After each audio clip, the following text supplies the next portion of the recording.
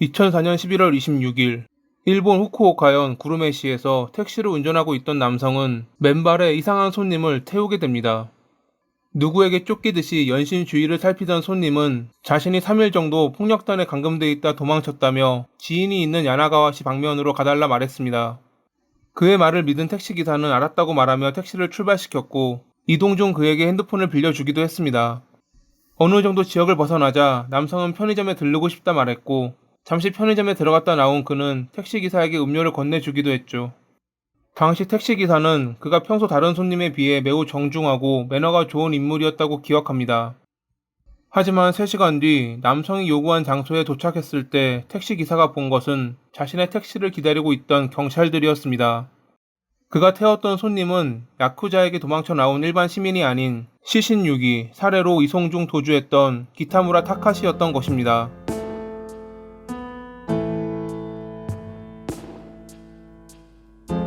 그제야 택시기사는 요즘 뉴스에 나온 기타무라 일가 사건에 대해 떠올렸습니다. 총 4명의 가족 구성원이 다른 일가족 3명과 지인 1명을 살해했던 사건이었죠. 아버지 지스오, 어머니 마미, 동생 타카히로와 함께 범행을 저질렀던 타카시. 그의 아버지 지스오는 인근 지역 폭력단에서 파생된 조그마한 폭력단을 운영하던 인물이었습니다. 지스오를 알던 지인은 폭력단 간부치고는 온화한 성격이지만 젊은 사람들은 다가가기 어려운 사람이라고 그를 표현했습니다. 사건 당시 그의 산하 조직원은 겨우 5명으로 실제로 실권을 쥐고 있던 이는 아내인 맘이었습니다. 170cm의 키에 100kg에 달하는 몸무게, 등에는 관음보살 문신을 하고 다니며 사람들을 위협하기도 했던 맘이. 그녀는 2번째 결혼해서 장남 타카시를 낳았고 다시 이혼 후 지스오와 결혼하며 차남 타카히로를 낳았습니다. 즉 타카시와 타카히로는 씨다른 형제였죠. 어머니의 피를 강하게 받은 타카시는 어릴 때부터 체격이 컸고 자신의 장래 희망이 수모 선수라 말하고 다녔던 인물이었습니다. 중학교 시절에는 싸움에 강하다는 소문이 나 있을 정도로 그는 폭력적인 성향이 강한 남성이었죠. 졸업 후 그는 일본 스모협회에 들어가 이름을 날리는 듯 했지만 후에 그가 했던 실전은 2승 5패. 좋은 성적을 내지 못했던 그는 매일 하던 연습에 질렸고 연습장이 불타오르면 연습을 하지 않아도 된다라고 생각하며 연습장 커튼에 불을 붙입니다. 다행히 빨리 발견한 사람들의 조치로 큰 화재로 번지지는 않았지만 타카시는 이를 계기로 도망치듯 숙소에서 빠져나와 고향으로 돌아왔습니다. 부모님에게는 선배들로부터 따돌림을 받아 그만두었다라며 거짓말을 했던 타카시. 그는 어머니 마미가 경영하는 건설사 일을 도우며 당시 폭주족의 리더였던 동생 타카히로와 많은 범죄를 저지르고 다녔습니다. 타카히로는 어릴 때부터 무언가를 저지르면 손도 대지 못할 정도의 불량한 인물이라 불리며 항상 말썽을 크게 저지르던 인물이었습니다. 그 역시 형처럼 스무 선수가 되겠다며 협회에 들어갔지만 좋은 성적을 거두지 못했고 결국 스승 탓을 하며 은퇴했습니다. 별다른 일을 할 수 없었던 그는 고향에서 후배들을 모아 폭주족을 만들었고 여러 나쁜 범죄를 저지르며 다녔습니다. 그렇게 야쿠자인 아버지 지스오, 그를 등에 업어 건설사를 차리고 여러 불법적인 일을 저질렀던 어머니 마미, 스모를 은퇴하고 지역에서 무리를 거느리며 범죄를 저지르고 다녔던 타카시와 타카히로는 지역에서 유명한 가족이었습니다. 당연히 안 좋은 쪽으로 말이죠. 2000년 6월 16일 마미가 경영하는 건설사에서 일하던 H가 무단 결근하는 일이 발생합니다. 이에 앙심을 품은 타카시는 후배들을 모아 H의 여자친구에게 그를 외딴 장소로 불러들이도록 협박했습니다. 여자친구의 연락을 받고 온 H는 타카시 무리를 보자 달아났고 그러던 도중 발을 헛디디며 농업용 수로에 빠지고 말았습니다. 수로의 깊이는 약 3m. 타카시의 무리가 H를 도와주려 했지만 그는 끝내 도움을 거부했고 결국 그들은 H를 놔두고 수로를 떠났습니다. 다음 날인 2000년 6월 28일 H는 결국 익사한 채 발견됐고 체포된 타카시는 2001년 6월 26일에 징역 3년 6개월의 실형을 선고받습니다. 비록 H의 죽음이 실수였다고 하지만 그런 상황이 일어나게 되는 원인을 타카시가 제공했기에 내려진 실형 선고였습니다. 출소 후에도 그는 여전히 개차반 짓을 하고 다녔습니다. 사람은 쉽게 변하지 않는다는 것을 그는 몸소 보여주고 있었죠.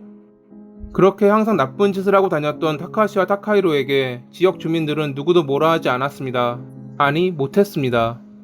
그 집은 야쿠자 집안이니 싸움을 건 것이 아들이라도 부모가 함께 달려와 위협하는 집안이다 라며 기타무라 일가를 두려워했던 지역 주민들.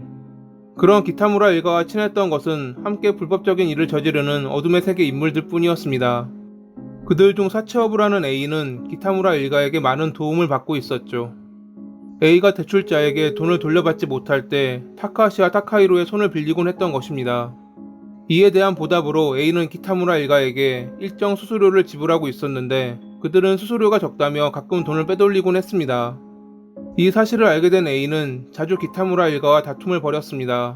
이때 기타무라 일가는 자금적으로 매우 힘든 시기였다고 합니다.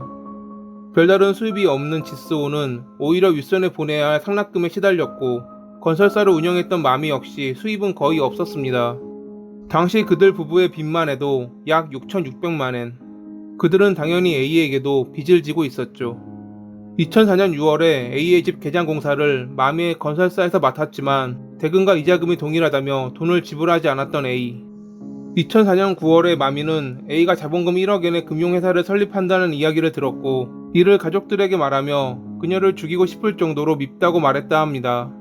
그녀의 말에 지스오, 타카시, 타카히로가 동조하자 순간 화가 나 한 말이라며 신경 쓰지 말라고 했던 마미는 다음날 지스오와 상의를 통해 A를 죽이고자 결심했습니다. A를 살해하고 돈을 빼앗자는 목적을 가지고 계획을 세우게 된 기타무라 일가. 지스오와 마미는 A가 토지 구매 대금으로 2680만엔을 준비했다는 정보를 입수했고 그녀를 꿰어내 돈을 빼앗은 뒤 스와강에 시신을 유기하자는 구체적인 계획을 세웠습니다. 하지만 사람을 살해한다는 것은 생각보다 쉽지 않았습니다. A를 깨어내는 데에는 성공했지만 막상 마미는 준비해간 흉기를 휘두르지 못했던 것입니다. 지스오와 마미가 A를 불러냈던 그 시기, 타카시와 타카히로는 따로 움직이고 있었습니다. 계획에도 없던 A의 집으로 향했던 형제는 홀로 집을 지키고 있던 A의 차남 C의 목을 졸라 살해한 뒤 약 400만엔 가량의 돈을 훔쳐 달아났습니다. A의 장남 B가 언제 집에 올지 몰랐기에 그들은 빠르게 돈이 될 물건들을 챙겼죠. 이미 죽은 줄 알았던 C를 스와강에 유기할 생각으로 트렁크에 실었는데 도중에 그가 살아있다는 것을 알게 된 형제. 신고하지 못하게 위협하고 보내주자 라고 말하는 타카히로와는 달리 C가 신고할 게 분명하다 라고 말했던 타카시. 결국 형제는 다시 한번 C의 목을 졸랐고 벽돌을 그의 몸에 묶어 스와강에 유기한 뒤 달아났습니다. 한편 이 시기 지스오와 마미는 A를 감금하고 있었습니다. 아직도 부모님이 A를 죽이지 않았다는 것을 알게 된 타카시는 자신이 죽이겠다고 말하며 집으로 향했습니다. 쉽게 범행을 저지르기 위해 수면제가 들어있는 도시락을 A에게 건넸던 그들. 2004년 9월 18일 0시경 그들은 정신이 몽롱한 A를 차에 태워 스와강 인근으로 이동한 뒤 교살했습니다. 하지만 아직 그들의 범행은 끝나지 않았습니다. 자신들과 A가 만나는 것을 알고 있을지도 모르는 A의 장남 B가 남아있었죠. 다시 A의 집 인근으로 향한 기타무라 일가는 A와 C를 찾아다니다 집으로 돌아오는 B를 발견합니다. B는 자신의 차를 이용해 집으로 돌아오고 있었는데 그의 옆에는 지인 D도 함께 타고 있었습니다. 타카시와 타카히로는 A의 행방을 알고 있다며 그들에게 접근했고 자신들이 안내할 테니 운전대를 맡겨달라 말했습니다. 그들의 말을 믿고 도착한 곳은 인적이 드문 스와강 근처. 아까 그들이 A를 교살했던 장소였습니다. 타카히로는 아버지 지스오에게 받은 총을 사용해 우선 D를 살해했고 B에게 A가 갖고 있던 돈의 행방을 물었습니다. 아무것도 모른다는 B의 대답에 결국 타카히로는 방아쇠를 당겼고 그렇게 기타무라 일가는 A 일가와 더불어 그의 지인 C까지 총 4명을 살해하게 됩니다. B의 차에 아까 살해했던 A까지 태운 뒤 그대로 스와강에 유기했던 그들. 처음 이 사건에 대해 신고를 했던 이는 A의 어머니였습니다. 며칠째 딸과 손자들이 연락되지 않는다고 신고했던 그녀. 하지만 경찰은 사채업자였던 A가 돈 문제가 생겨 야반도주했다고 치부하며 사건에 개입할 생각을 안 했다고 합니다. 그것은 B와 함께 A를 찾다 실종된 지인 D에 대해서도 마찬가지였습니다. 그저 단순 가출이나 잠적인 사건으로 야단법석을 떤다고 생각했던 경찰. 하지만 2004년 9월 21일 스와강에 위치한 다리 하류에서 C의 시신이 떠오르면서 경찰의 발등에 불이 떨어집니다. 후에 경찰은 초기 대응에 관해 많은 비난을 받기도 했죠. C의 어머니인 A가 오랫동안 기타무라 일가, 특히 마미와 마찰이 심했다는 것을 알게 된 경찰은 그녀를 불러 조사했고 신문 중 그녀는 모든 것을 자백했습니다. 자신이 4명을 살해했다고 말이죠. 마미가 체포된 후 8시간 뒤인 2004년 9월 22일 오전 9시 지스오는 자신의 아내가 체포된 경위를 듣고 싶다며 경찰서에 방문했습니다. 담당 형사와 조사실에서 약 1시간 동안 이야기를 나눈 지스오는 형사가 한눈을 판 사이 총을 꺼내 자신의 관자놀이에 대고 발사했습니다. 그는 생명에는 지장이 없었지만 병원으로 옮겨져 치료를 받아야 했죠. 처음 마미는 자신이 4명을 살해했다고 밝혔지만 지스오의 이상한 행동에 의심을 품기 시작한 형사. 그는 아직 마미가 숨기고 있는 것이 있다고 생각했습니다. 마미의 증언을 토대로 A, B, D의 시신이 들어있는 차가 스와강에서 발견됐고 그들의 몸에 남은 탄흔을 본 형사는 마미의 증언에 모순이 있는 것을 발견했습니다. 그녀는 자신이 4명을 총으로 살해했고 C는 벽돌에 묶어 나머지는 차에 태워 강에 유기했다 밝혔지만 A와 C의 몸에는 총알의 흔적이 없었던 것입니다. 그도 그럴 것이 A와 C는 타카시와 타카히로의 손에 교살당했으니 총알 자국이 있을 리 없었죠. 여성 혼자서 4명을 살해 시신 유기를 하는 것은 힘들다. 이는 자살하려 했던 지스오를 비롯해 그들의 2 아들이 공범일 가능성이 높다라고 생각한 형사. 결국 지속적인 신문 끝에 마미는 타카히로가 총을 사용해 그들을 살해했고 자신과 지스오, 타카시는 유기를 도왔다 밝혔습니다. 그렇게 기타무라 일가는 4명을 살해, 유기한 죄로 모두 체포됐습니다. 2004년 11월 13일에 이송되던 타카시가 도망을 가는 해프닝이 일어나기도 했지만 다시 체포되며 기타무라 일가는 법의 심판을 받게 됩니다. 재판부는 인명을 경시한 냉혹, 잔인한 범행이기에 극형밖에 답이 없다라고 말하며 4명 모두에게 사형을 선고했습니다. 범행에 관여된 일가 4명이 모두 사형을 판결받은 전대미문의 사건. 양심이 터진 4명은 모두 항소했지만 고등법원은 1심 재판부의 사형 판결을 지지한다며 그들의 항소를 모두 기각했습니다. 아직도 그들의 형은 집행되지 않았고 각자 다른 구치소의 사형소 감방에서 삶을 이어가고 있습니다. 타카히로의 수기를 적어 책으로 펴낸 작가는 그가 이야기 도중 피해자에 대한 사과는 없나요? 라고 물었을 때 그는 다음과 같이 답했다고 합니다. 불쌍하긴 하지만 미안하다고 생각하지는 않아요. 죽는 것도 운명, 내가 사형되는 것도 운명.